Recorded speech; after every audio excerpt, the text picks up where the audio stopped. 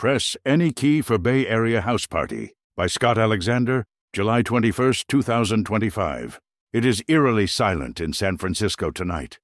Since Mayor Lurie's crackdown, the usual drug hawkers, catcallers, and street beggars are nowhere to be seen. Still, your luck can't last forever. And just before you reach your destination, a man with bloodshot eyes lurches towards you. You recognize him and sigh. "Go away," you shout. "Hey, man," says Mark Zuckerberg, grabbing your wrist. "You want to come build superintelligence at Meta? I'll give you $5 million, all cash." I said go away. $10 million plus a Lambo, he counters. I don't even know anything about AI, you say. "I'll pay you $50 million to learn." Bleep off. Okay, man, no problem. I'll leave you alone. Wait, you have any GPUs? H100s, H20s, I'm not picky. I'll take AMD if that's all you got. Mark, you have 600,000 GPUs already. You're building a data center the size of Manhattan. I know what I am. I don't need a sermon, said Mark. Come on, man, just one GPU, just one. I'll give you cash, equity, whatever you want. I said bleep off, you shout, finally managing to shake him off you. He wobbles for a second, then hits the pavement with a gut-wrenching thump. Back in the bad old days of Mayor Breed, you probably would have gotten in trouble for that. As it is, you are whistling a little tune as you turn the doorknob and enter the welcoming embrace of another Bay Area house party. It's dead. There's no music, no food, and only a handful of people huddling in a corner. Let me guess, you say, finding the host. You got zucked. Yeah, says the host, a guy named Kyle who you know from work. He offered the guests $1 million per head to go home and label data for him tonight. Gave the caterers $20 million to redirect the food to Meta HQ. Took apart the sound system looking for GPUs. By 9 p.m., it was just me and my girlfriend. Then he offered my girlfriend $50 million to break up with me and date a Meta AI researcher. Now everyone's gone except a couple of effective altruists. He pointed at the people in the corner. Who refused to work for a capabilities company. It's fine, you say, patting him on the shoulder. Didn't someone say Robin Hanson was going to be here? He's always fun to talk to. Nah, I screwed up and invited Robin Hanson and Rob Henderson to the same party. It went pretty much how you'd expect. Hanson told Henderson he only talked about luxury beliefs as a virtue signal. Henderson told Hanson he only believed in virtue signals as a luxury belief, and they kept going back and forth until both of them collapsed of dehydration. I called the paramedics, but they'd all quit to do AI research at Meta, so I dragged Rob and Robin into the bathroom. As far as I know, they're still out cold. Well, whatever, you say. It's fine. We can have a fun party with just the effective altruists. You really can't, said Kyle. They don't even drink. You ignore him and make your way to the group of earnest-looking young people in the corner. Hey, you say. Heard about any good existential risks lately? Yeah, chirped a young woman whose name tag identified her as Nita. I'm working on preventing the Muskpocalypse. T minus 47 years. I can think of like 5 potential Muskpocalypses, you say, but none of them are going to take 47 years to materialize. What's the deal? You probably heard that Elon Musk has 14 kids, but those are just the ones we know of publicly. Some of them we only know of because the mothers violated NDAs. There are probably many more who kept the NDAs, and no one knows about them. Some people think he has 50, maybe 100 children. All through IVF. Elon likes sex as much as the next straight man. Why are they all IVF? If you've been following biotech, you already know the answer. He's using a eugenic startup to select the best embryos, so think about it. Elon's already super smart. The women he has kids with are leaders in a host of different fields. Grimes is a famous musician. Ashley St. Clair is a famous influencer. Shivon Zilis is a famous venture capitalist. And Musk has enough money that he can afford to give his 100 kids a $3 billion nest egg each. Start with Musk genes. Add some other form of talent. Keep remixing them until you get super embryos. Give them insane amounts of starting capital. He's building a new ruling class for humankind. That seems, well, super ambitious maybe, but not really apocalyptic. In case you haven't noticed, Musk went crazy at 50. People blame the ketamine and the sleep, but his father also went crazy at 50. It seems to be a Musk family trait, some kind of late-onset bipolar disorder. So think about it. You have all these little Musks gradually rising to the top of every human institution. One of them's going to be president, 3 will be generals, 5 or 10 will run Fortune 500 companies. Media, the arts, you name it. Then, 2073, boom, they all reach age 50 around the same time. Now they're all loonies. One Musk reaching the pinnacle of power and going crazy is bad enough. 100 at once is unsurvivable. Have you warned Elon? As if this isn't his plan all along. His kids destroy civilization on Earth and boom, now his Mars colony controls the destiny of the human race. So what are you going to do about it? Asks one of the other EAs. His name tag identifies him as an Aaron. Only one person has ever been able to take on Elon Musk and win, Says Nita.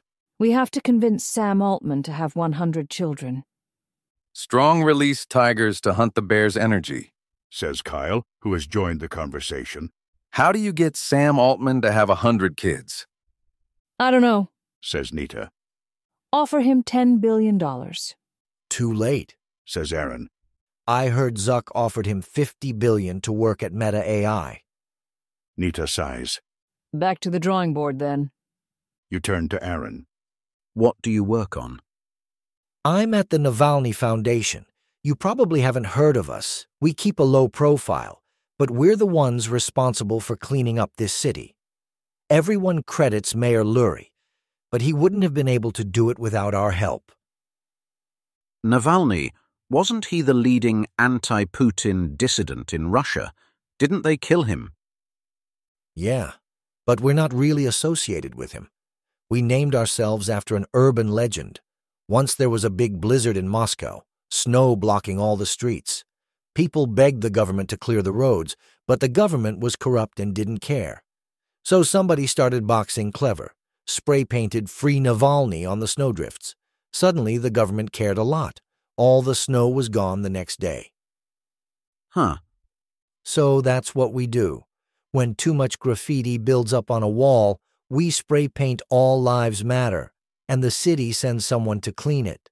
And remember how last year the BART was full of beggars and psychos who would shout in people's faces. We hired an actor to go on the BART and shout, "Trans women are men," all through the Trans Bay Tunnel. And the next week there was an officer on every train, and the fare gates were working again. I was wondering how they got the commies to agree to that.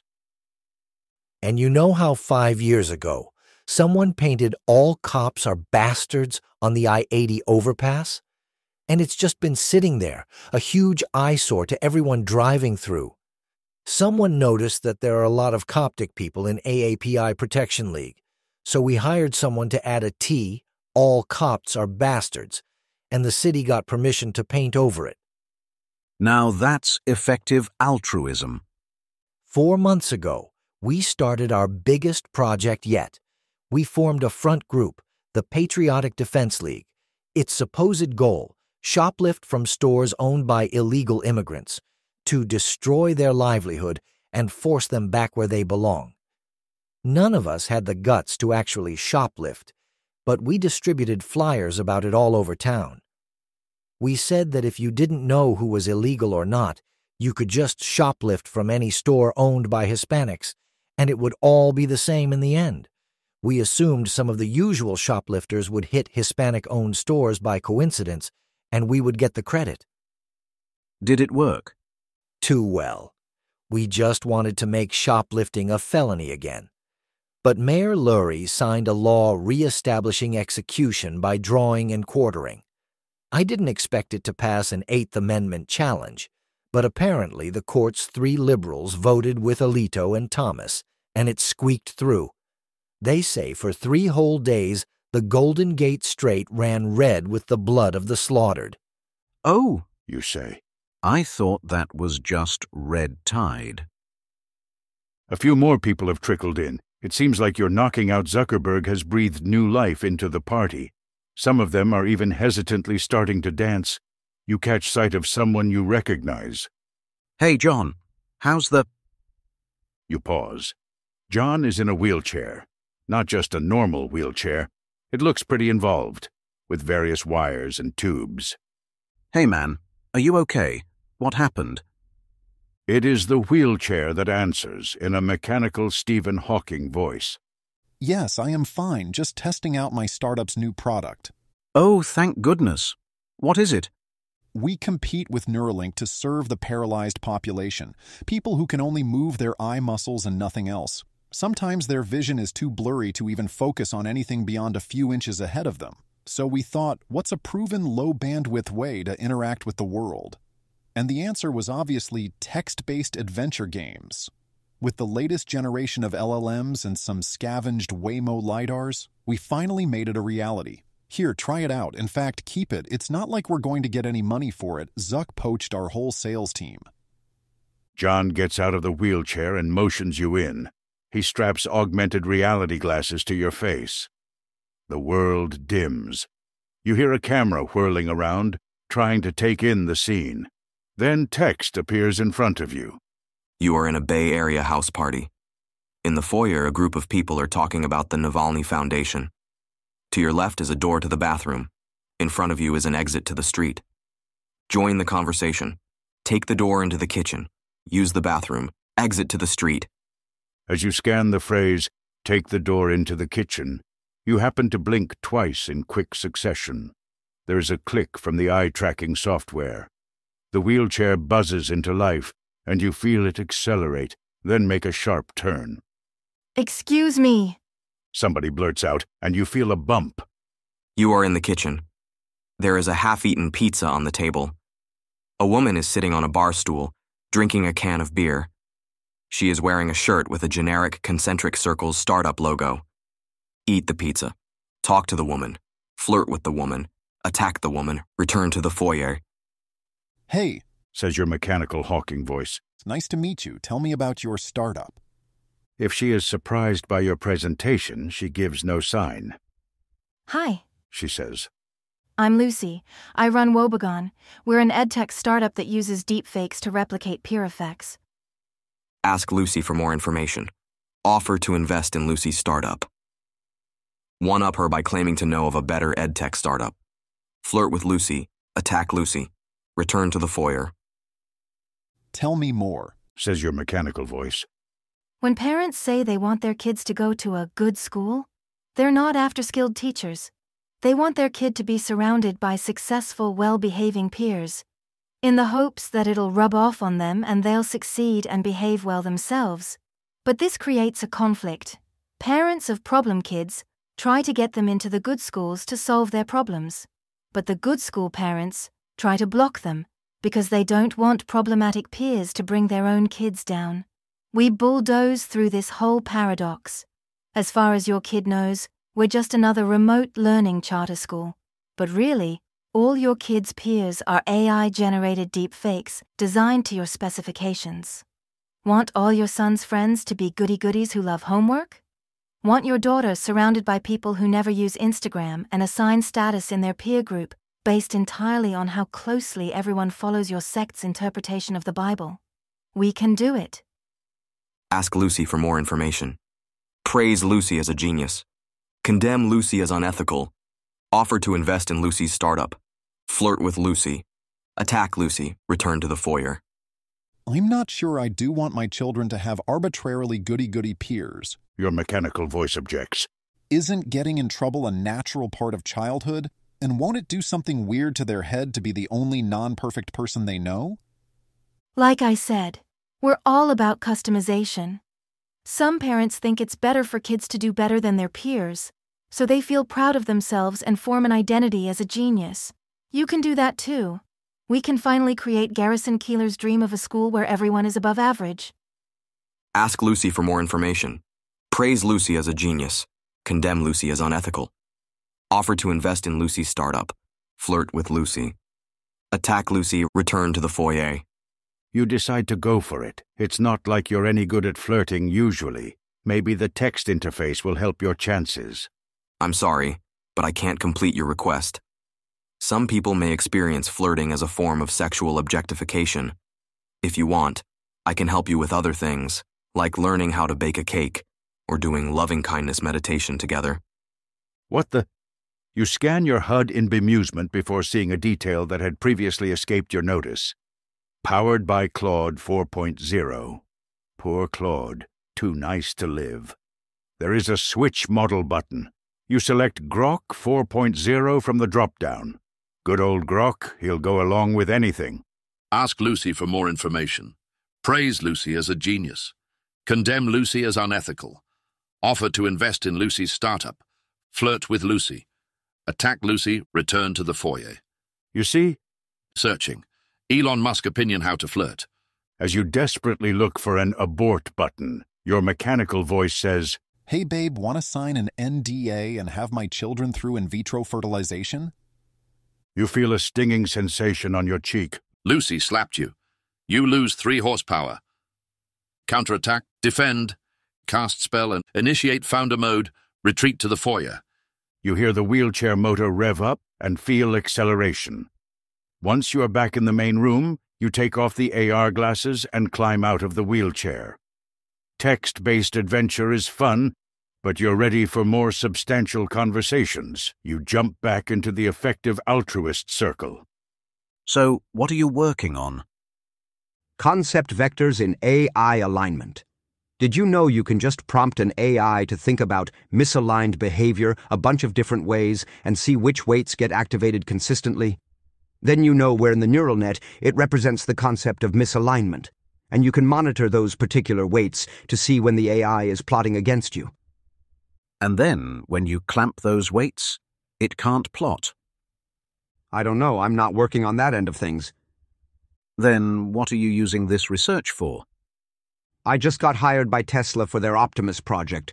We're finally going to achieve the dream of generations of Hollywood scriptwriters, a robot whose eyes turn red when it goes evil. Based, you say. Speaking of based, the other EAs are in some kind of heated political discussion with your old friend Nishan. Not denying that fetuses are human, you hear Nishan saying. I'm not even denying that abortion is genocide. I'm just saying that they aren't American citizens. You don't get citizenship until birth. And I'm tired of my government prioritizing the rights of non-citizens over tax-paying Americans. That's why I'm pro-choice. Isn't that a virtue signal? Asks a woman in a t-shirt saying Retatrutide/Cagrelintide Enjoyer that looks 3 sizes too big. You're saying that you're so rich that you're immune from the fertility crisis and can afford the consequences of population collapse. Technically, it's more of a luxury belief than a virtue signal, says Nita. I feel like caring too much about that distinction is trying to virtue signal your education, says Nishan. Not wanting to virtue signal education is a luxury belief, says Aaron. Poor people need to prove that they're educated in order to get good jobs, so rich people undermine opportunities for education signaling in order to lord it over them. You look around your visual field for the flee option before you remember that you foolishly abandoned the TBRPG wheelchair. Well, that sounds like a solvable problem. You sit back down, re-don the glasses. You are in a Bay Area house party. In the foyer, a group of people are arguing over virtue signals versus luxury beliefs. To your right is a door to the kitchen. To your left is a door to the bathroom. In front of you is an exit to the street. Argue on the side of the virtue signalers, counter-argue on the side of the luxury belief havers. Take the door into the kitchen. Use the bathroom. Exit to the street. The wheelchair powers up again, and you feel cool outside air on your skin. You are in the street. It is night. There is a man lying unconscious in front of you. Rouse the man. Loot the corpse. Finish him off. Return to the party. The wheelchair makes a shrill, high-pitched noise. You can't tell for sure, but it sounds like the man is stirring. Then you hear a thwack and your chair shakes. The man attacked you. You lose 8 horsepower. Counterattack. Defend. Cast spell. Initiate founder mode. Retreat down the street. Head back to the party. Another thwack. You cast glitter bomb. It's not very effective. You lose another 8 horsepower. COUN. Before it can finish listing your options, the display goes dark. You stand up and take off the glasses. Mark Zuckerberg, heavily bruised and covered in glitter, stands in front of the smoking ruins of your wheelchair and laughs maniacally. He is holding a small silver box he has extracted from one of the fragments. I got it! He shouts. I got the last GPU in San Francisco.